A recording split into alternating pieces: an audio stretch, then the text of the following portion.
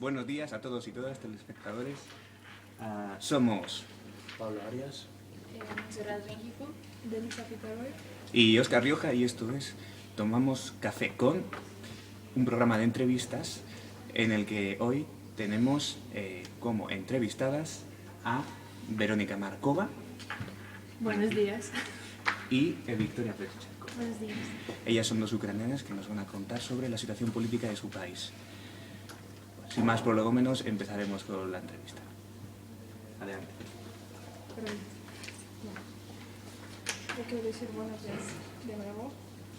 Y por el principio quiero que me digas qué estudian, cuántos años tienen. Vale, pues yo estoy en quinto de licenciatura de Derecho y tengo 22 años. Yo estoy en tercero de Ciencia Política y tengo 22 años también. Vale, y desde ahí de Ucrania, ¿de qué parte están? Yo soy de la parte oeste del país, de Ternópil, Y yo también del oeste, de una ciudad que se llama Khmelnytskyi. Y ahí en Ucrania es importante la parte de donde están, en el sentido político. En el sentido político sí, está Sí. igual. Vale, y eso ahora quiero que me digan cómo es la situación política de ahí, si están al tanto. Más o menos sí, lo que yo, bajo mi punto de vista, yo creo que hay un poco de bipartidismo, lo que más. Sí, exactamente. Hay dos partidos que están luchando por el poder y ahora está el partido de los regionales que está en el poder, entonces como que tienen a la parte oeste un poco más olvidada que las partes. Y las dos son ciudadanas activas en el sentido que se informan por internet, por redes, por no sé qué, sobre la política. Más por redes sociales, sí. Nos informamos por los periódicos digitales. Sí, claro. ¿Y con qué frecuencia? Hombre, si estás en redes sociales, pues básicamente te salen noticias todo el día. No es que lo vayas a buscar tú, te salen las noticias en sí. Pero noticias políticas, todos los días te salen. Bueno, a ver, no siempre políticas, pero sí que noticias sobre Ucrania en el plano jurídico, sobre más, porque a mí me interesa más el plano jurídico, pero el político también, claro. Y hacen eso solo para ser ciudadanos activos como yo, por ejemplo. Yo leo solo para saber o solo porque participan en la política activamente. Solo para saber, porque llevamos mucho tiempo fuera, entonces... Vamos, que no es una participación dentro de Ucrania, dentro de un partido o Sí, algo no es así. un activo. Simplemente es por cultura general y ya está. Y ahora en una escala de 1 a 10, con 5 en el medio, ¿dónde se ubica? ¿En la izquierda y en la derecha? 5,5. 5,5. 4,5 o 5, más bien. Yo 5,5. ¿Y por qué? Porque no me considero ni de uno ni de otro, entonces, bueno, tampoco me parece bien y me parece mal lo que haga uno y el otro, pero, hombre, no puedo decir soy más de la parte de los regionales porque no. Entonces, tampoco puedo decir que soy del otro partido, que tampoco es, me siento en medio y ya está, neutral. Bueno, pero aunque estés en el medio, siempre tienes un poco sí, más que de... dices, puedes tender hacia uno hacia otro, pero yo creo que, no sé, depende de lo que se trate. Pero a ver, ¿es importante estar en la izquierda o en la derecha ahí? ¿O es más bien estar ahí en el medio? Hombre, en el medio tampoco te favorece, pero yo creo que es importante estar de un lado o de otro dependiendo de quién está en el poder en el momento de... ¿Sabes? Te va a favorecer más si tienes una corriente ideológica de este partido o si tienes una corriente ideológica de este partido. Y ya está. Ya lo dijo todo, ¿no? Y ahora, me dijiste que estás con 5, tú con 4, 5, ¿no? Sí. Entonces, para ti esa pregunta, ¿con qué partido te identificas más? Actualmente Porque con ninguno. 0,5. Te lo digo sinceramente, porque actualmente en Ucrania hay como más de 200 partidos oficialmente registrados Y sí es verdad que en mayoría de los casos la gente se identifica más con el líder del partido político, no con la ideología que conlleva. Entonces yo ahora mismo, como estoy fuera, aunque sí me informo, no encuentro ninguna ideología política eficaz para el momento en el que está Ucrania actualmente. Porque es de lo que vamos a hablar, porque hay mucha corrupción, a la que no se hace frente, ¿no? Entonces no veo ninguna fuerza que valga. Pero a ver, ¿es una a cual te opones? ¿Un partido a cual te opones? Como hay muchos, pero Tal vez es uno, no sé, que hace daño o que el que estás está contra. ahora mismo en el mando, ¿no? Que es el Partido de las Regiones, y como observamos la política que lleva, no hace muy bien las cosas. Y en sus opiniones, ¿qué fuerzas políticas son capaces de gobernar el país? Una pregunta difícil porque, a ver, cada partido puede prometer una cosa. En cada momento hay que arreglar una cosa y hay que hacer otra, pero es que así, no sé, no te voy a decir qué partido podría entrar para hacer algo. Bueno, última pregunta de mi parte, que no quiero que me digan si hay similitudes entre las elecciones locales y las nacionales. Porque como dijeron que Ucrania es compartida en el oeste, tal vez las elecciones en las partes locales son diferentes de lo que pasa en la nivel nacional. Sí hay. Yo, como no he votado nunca en Ucrania, no puedo decir con exactitud las cosas, por eso prefiero no decir nada que decir algo que no es En el verdad. sentido que tal vez hay más corrupción ahí abajo. Hombre, yo creo que al ser de unas aldeas o más bien un municipio así pequeñito, se lo toman, yo creo que menos serio como a nivel nacional, pero también ya hemos visto el panorama nacional, que la votación tampoco es que sea muy limpia, que digamos. Bueno, ahora me toca a mí preguntar. En cuanto a la idea de democracia así en abstracto, ¿qué es lo que os sugiere? Y su aplicación en Ucrania. ¿Cómo lo veis ahora que estáis en España? Bueno, yo creo que todo el mundo tenemos una idea en común, ¿no? De cómo tiene que ser la democracia, que son elecciones libres, los líderes políticos que compiten por sus votos, por su apoyo. Todo eso que ahora mismo no hay en Ucrania. Bueno, sí, de cara al público sí se presenta como una democracia, pero que en realidad no existe. Sí, vamos, yo básicamente también la democracia la podemos comparar con cómo estaba Ucrania en la URSS a como ahora. Sí que podría decir que los signos así más que sean importantes que se han introducido es que puedes expresarte libremente condicionado, ¿sabes? Que tampoco puedes decir todo, pero te puedes expresar más de lo que podías decir antes. Entonces, por ese lado yo creo que existe a lo mejor esa democracia ficticia. Sí. Hablando de cuando estaba en la URSS, ¿cómo veis el comunismo ahora? Ahí en Ucrania. ¿Creéis que sigue teniendo fuerza? Bueno, es que cada generación interpreta el comunismo de diferentes maneras, ¿no? Por ejemplo, la generación de nuestras abuelas, abuelos, lo ven como algo esencial porque era la época en la que se formaban, en la que trabajaban, vivían, entonces no tenían otra idea de la vida, digamos. Pero sin embargo, ya la época de nuestros padres, cuando ya empieza a desmembrarse la URSS poco a poco y se introducen ideologías nuevas para desarrollo, tanto desarrollo político como desarrollo en general, ¿no? Entonces ya no se percibe tanto el comunismo. Y nuestra generación yo creo que lo vemos más bien como historia, destacando valores buenos o valores malos, pero nos decantamos más bien por el desprecio hacia el comunismo, ¿no? Y en cuanto al papel que tienen los medios a la hora de interpretar el comunismo, ¿cómo lo desarrollan? ¿Le dan cobertura o simplemente lo dejan de lado?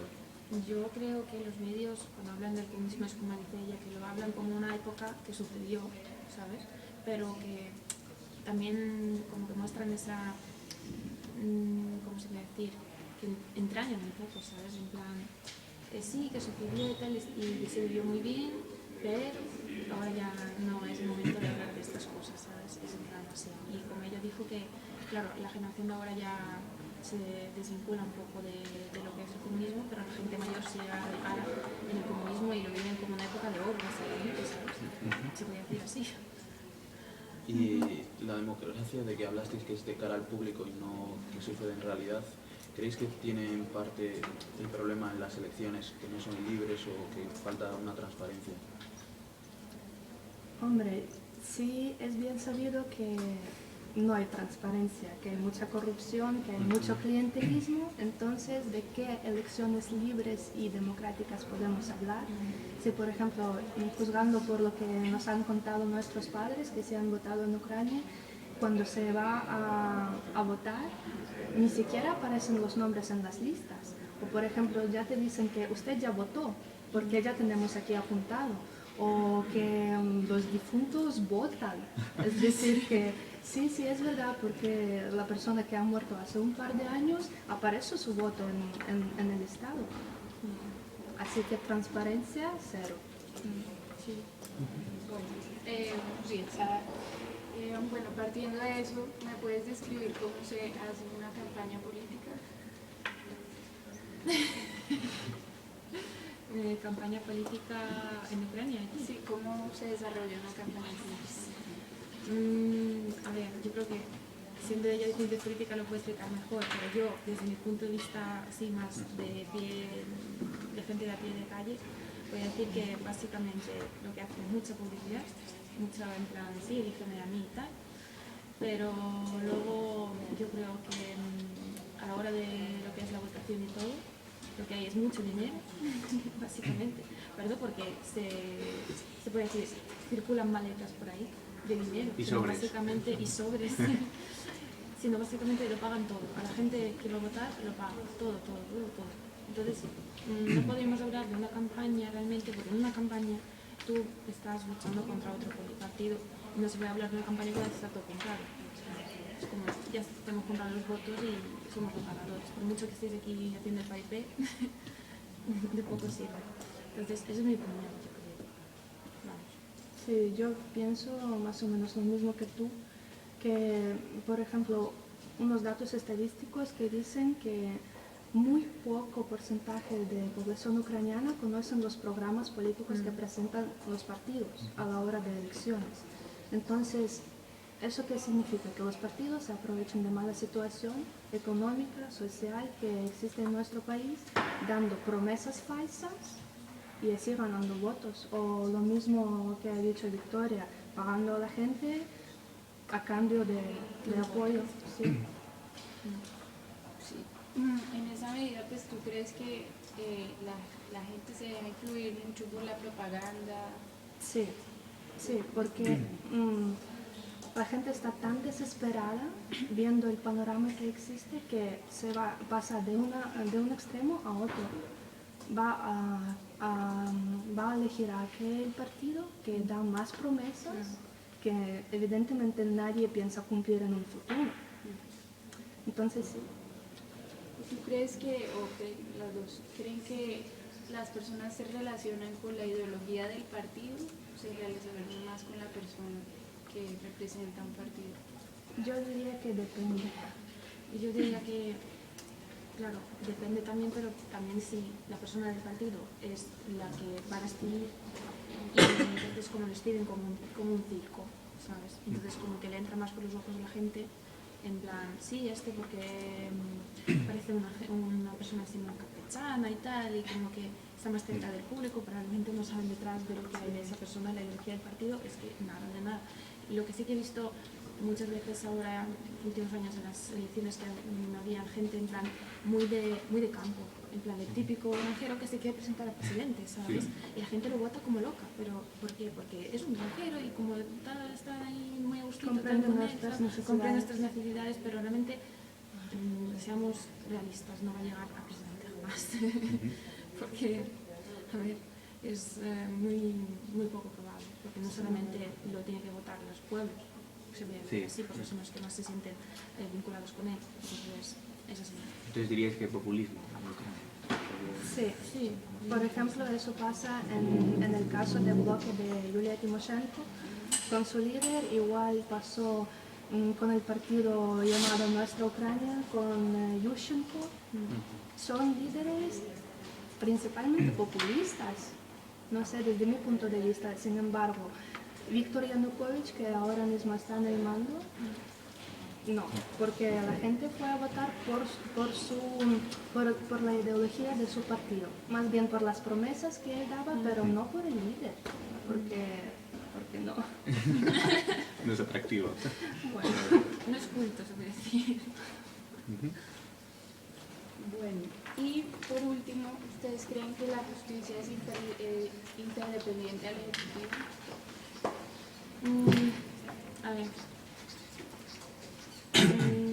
yo te digo que al no vivir tanto en el país, los casos de lo que es jurídicos que he visto son muy pocos y vamos, que han ido rápidos. Se puede decir que si la justicia es lenta, claro, será lenta en casos más difíciles, pero en casos así más sencillos sí, es bastante rápido, por lo que yo vi. Pero luego tú ves las noticias y tal, y típicos casos de asesinatos y cosas de estas tardan, lógico. Pero que esté vinculada al Poder Ejecutivo y ya relacionada con la corrupción y todo eso, depende a quién le vincule, depende de quién se trate, porque si se trata de la hija de no sé quién, del primo de no sé cuál, seguro que sí, que no va a ser imparcial. Es lo que puedo. Ok. Adentrándonos en esta división regional que podría haber, uno de los temas más candentes podría ser el estatus del idioma ruso en Ucrania. ¿Qué opináis sobre esto? ¿Qué estatus merecería el ruso?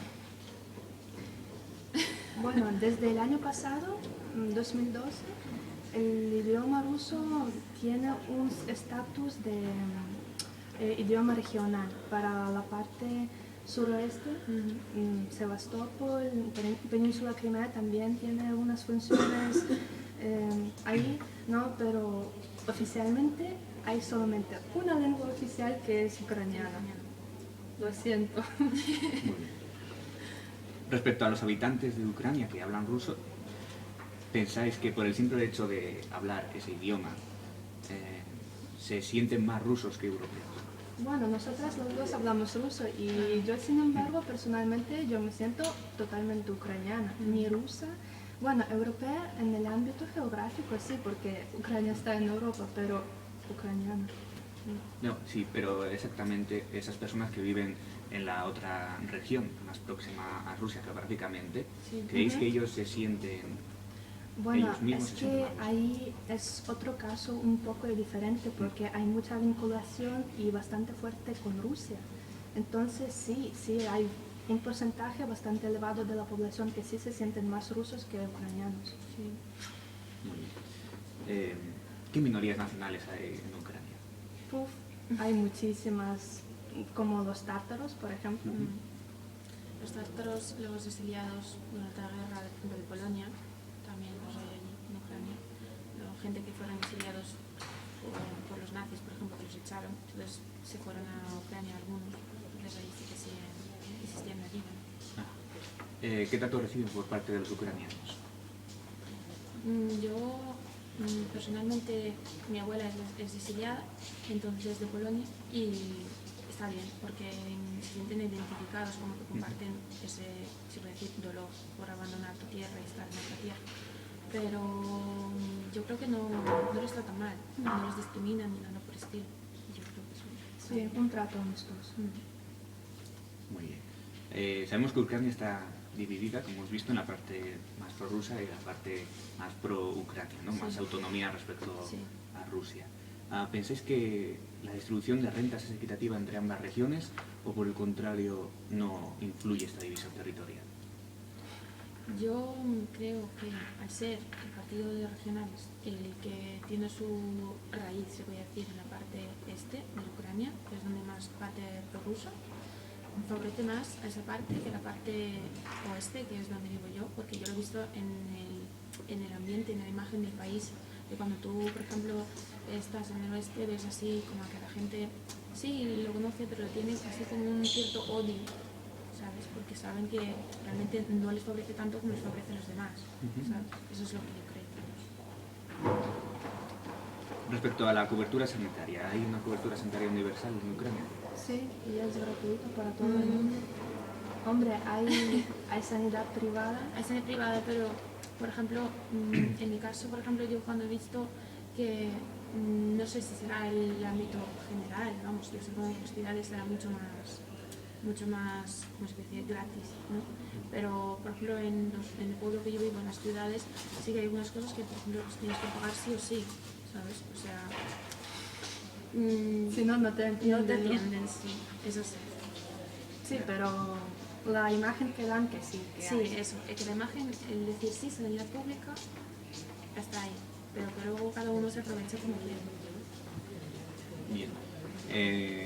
En lo que se refiere a la educación, ¿cómo se accede a la universidad pública? Bueno, Difícilmente. sí, bueno, en la imagen, otra vez volviendo a la imagen, porque vamos a volver siempre, ¿no? Se accede tras superar un examen que es muy parecido a la selectividad en España, y entonces sin problemas. Pero detrás de eso está como siempre el dinero. Quien no paga no entra. Porque yo, por ejemplo, conozco gente de mi colegio que cuando acabó el año, el colegio, pues tenía que hacer el examen y muchos de ellos están estudiando en una universidad privada, pero porque el hecho de que tienes que hacer muy buenos exámenes finales para que pueda entrar en una pública, y muy poca gente entra en una pública, y cuando entran es como una fiesta directamente, ¿sabes? Porque la demás gente pues se tiene que ir a la capital o cualquier ciudad más así grandes y no tiene que pagar su dinero y ya está. Es lo que hay. Bueno, que ahora vamos a cambiar un poquito de ámbito con la política, que vamos a hablar un poquito de la economía. ¿Y qué problemas económicos tiene Ucrania? Bueno, sé que son muchas, pero las más importantes. La inflación, sí, que los sueldos no se correspondan con los precios, eso es lo que más perjudica, yo creo. Antes no era así, ahora es mucho más de lo que había antes. Vamos. Antes digo, a lo mejor hace 7, 8 años. Bueno, yo creo que todos los problemas, si no todos, la gran parte de problemas económicos tiene su raíz en problemas políticos, en nuestra élite política. Entonces, que no hace bien su trabajo, de ahí problemas con Rusia por el mismo gas. Entonces, Como nosotros. sí, por el tránsito también. Pero bueno, en el sentido que pueden vivir tranquilos ahí. Si hacen una comparación entre España y Ucrania. No, yo sé que es mejor aquí. Es pero- difícil hacer esa comparación. Pero se puede vivir un poquito más tranquilo. Tranquilo, depende dónde vivas. Yo, por ejemplo, veo a la gente de los pueblos vive un poco más, vive con esa preocupación, porque claro, gente mayor que tiene su pensión y tal, pero vive con la preocupación de a ver si no me llega. Pero si tú vives en una ciudad, yo creo que la cosa cambia, porque ya no estás, y como en el ámbito rural tienes en tu casa y tal, y más o menos la tienes ya heredada o lo que sea, bueno, en todos los casos, te llega dinero, pues tienes tu huerta y todo, lo vives bien. Pero luego en las ciudades yo creo que es más difícil, que se nota más gente pobre, ¿sabes? Sí. Que se nota más que Sí, es en los verdad. pueblos, que los pueblos más o menos lo pueden ahí, ¿cómo se puede decir?, maquillar un poco y ya está, ¿sabes? Pero es que no podemos decir que no existe clase media. La hay, poca, sí que la hay. Clase pobre, sí, hay bastante clase pobre, y clase rica como siempre hay en todos los sitios. Y ahora, ¿piensan que alguna vez Ucrania va a ser miembro de la Unión Europea? La pregunta es ¿para qué? Porque antes de entrar en cualquier organización hay que solucionar los problemas internos, que ya hemos visto que hay muchísimos y para muchos años. Entonces, ahora mismo Ucrania yo creo que no necesita entrar en la Unión Europea. Y primero porque le va a perjudicar a las relaciones que tiene con Rusia, que Rusia no tiene interés en que Ucrania entre en la Unión Europea. Entonces, no veo el motivo. Pero a ver, supongamos que va a entrar. ¿No piensas que esto va a ser bueno para la economía? En el sentido que algunos problemas van a desaparecer. Con el nivel de corrupción que tenemos. A lo mejor es lo que quieres aprovecharse más. Sí. O sea, que no es que sí, muy bien, venga la Unión Europea, todo el mundo ahí ya puede circular libremente por Europa y tal, pero puede ser que al ver que hay corrupción y como una mina de oro de allí, que dices, bueno, pues vamos a aprovechar, como es un país nuevo, pues es como vamos a aprovecharnos del novato, o algo así, ¿sabes? Y también si entra, por ejemplo, tú piensas que mucha gente va a salir del país, muchísima, sobre todo los jóvenes. A ver, que no es tan difícil de salir de un país. Ser en la Unión, bueno, es difícil, pero no es fácil en el sentido que no tienes que pagar no sé qué, pero Sí, no es difícil, pero a la vez sí, porque realmente no a todos les conceden un visado para salir de Ucrania. Ni siquiera el pasaporte. Claro. Entonces, mucha gente ve a Polonia como un puente hacia Europa. Entonces, intentan encontrar, en plan, gente que conozco que encuentra raíces polacas para la que es la carta polaca, que es como un DNI o algo así, y poder así tener una vía libre de acceso a Polonia y ya desde Polonia, pues, lo que quieran, ¿no? Eso es lo que busca la gente, básicamente. y que me dijeron que sobre las relaciones con Rusia que van a ser afectadas. Y ahora quiero decir algo de sus vecinos, Moldavia. Sí. Bueno, saben que ellos quieren acceder a la Unión y se necesita valor para eso, porque también sus relaciones con Rusia van a ser afectadas, ¿no? A ver, no estamos muy puestos en lo que es Moldavia en sí, pero yo creo que Moldavia no está tan presente, no tiene tanto conflicto como lo tiene Ucrania, porque Moldavia pues, es un país que sí se habla ruso y tal, pero también se habla el idioma propio de allí, ¿sabes? Entonces es como no tienen ese rifirrafe como lo tiene Ucrania con Rusia. Y entonces por eso pues está un poco recelosa eso de que Ucrania tome contacto más con la Europea que con él. Yo diría que ahora mismo Moldavia está acercándose más a Rumanía que a Rusia, porque mucha gente de Moldavia empieza a buscar sus raíces rumanas para hacer el pasaporte. Yo conozco a varias personas para salir, exactamente para salir a Rumanía y ya de ahí lo mismo que pasa con los ucranianos que quieren salir a Polonia, lo mismo. Entonces ahora están más puestos viendo a Rumanía, ¿no? Sí, más cercano. Sí. Bueno, creo que me toca a mí. A ver, después de haber hablado de determinados problemas que tiene en sanidad, en educación, con las elecciones, ¿creéis que la Revolución Naranja significó un punto y aparte? ¿Un cambio igual de modelo? No. Porque la Revolución Naranja, vamos a ver, era una tapadera, para decirlo de esta manera, de todos los problemas que hay. Porque cuando ocurrió eso en el año 2004, la gente, ¿por qué se levantó?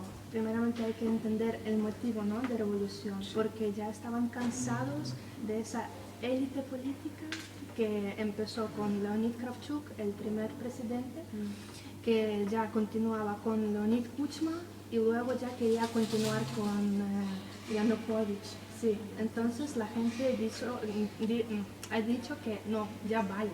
Entonces, de un extremo a otro, dijeron a Revolución Naranja, que parece buena gente, que tiene 5 hijos, además tenía el apoyo de Yulia Tymoshenko, que en aquel entonces suponía una de las mayores fuerzas de oposición para la élite que gobernaba. Entonces, pero era todo una mentira muy grande. Entonces, ¿no creéis que haya tenido que haya repercutido de algún modo en la sociedad a la hora de que puedan cambiar las cosas? No, yo creo que no. Yo creo que la gente simplemente lo hizo como un hecho que quedó allí, en la historia de lo que es el país, y ya está. Pero realmente se revolucionaron, pero sí creo que se revolucionaban, pero no sabían por qué se tenía que revolucionar, porque realmente lo veían en plan como, bueno, pues este no nos parece bien, pero este nos parece mejor, entonces vamos a apoyarle a él. Y como para apoyarle a él hay que hacer una revolución, pues vamos a hacer una revolución. Pero realmente el presidente que fue elegido, Víctor Yushchenko, pues no tuvo el apoyo que tuvo que tener para hacer cosas, ¿sabes? Porque realmente el apoyo fue de la gente, pero no dentro del ámbito político. Realmente no quería nadie que fuese elegido. Entonces, Por algo sería, ¿no? Claro. Entonces... ¿Y cómo lo visteis vosotros de alguna manera? ¿Os afectó o simplemente fue lo que visteis de nosotras lejos? teníamos 13 años, entonces sí lo hemos visto, pero no nos afectó, ¿no?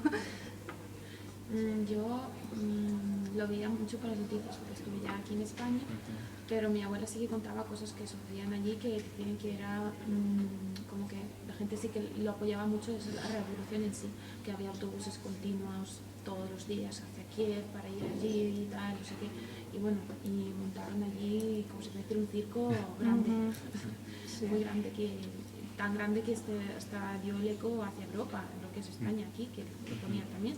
Entonces, pues básicamente eso, que la gente como que se siente identificada más con el hecho de la palabra revolución, pues no se identifica con qué para qué se revoluciona y con qué se tiene que revolucionar.